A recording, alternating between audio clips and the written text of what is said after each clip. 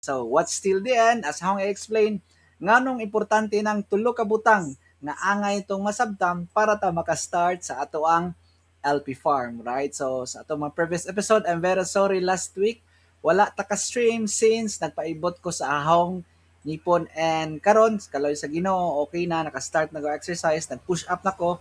So far dili na mudugo ang ahong inibtan nga ngipon diri sa likod, alright? So atong chat is blowing up, no? Atong tan-awon later on ang ato ang chat. Alright? So tama to yung nadunggan again guys. What are the three things nga angay natong i-prepare, right?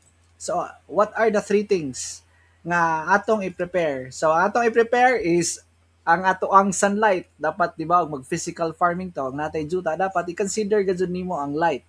Kay labi na mag ano kag pinja, dapat mainitan daw siya tibuok adlaw. Tama ba ko guys? No? So naingana. Now si Mrs. Pod, again, if you are gonna hear some muffler sound, welcome to Muffler Town! And you will know that is your man, Macby Crypto. Alright, alright. Sige. So again, no, kinahanglan kag sunlight. Kinsa bay maliban laman sa mga katuwang-tuwa sa ilawom sa ocean, no? Ang basic idea man god is photosynthesis, right?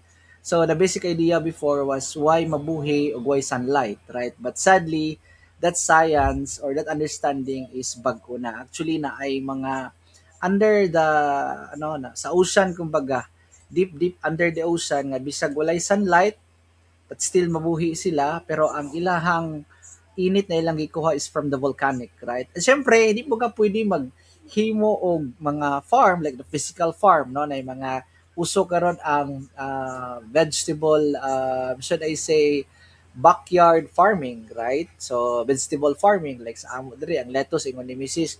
dapat daw dili pud mainitan whole day, right? So these are mga crucial nga angay natong masabtan, right? Then syempre, you need to have that seeds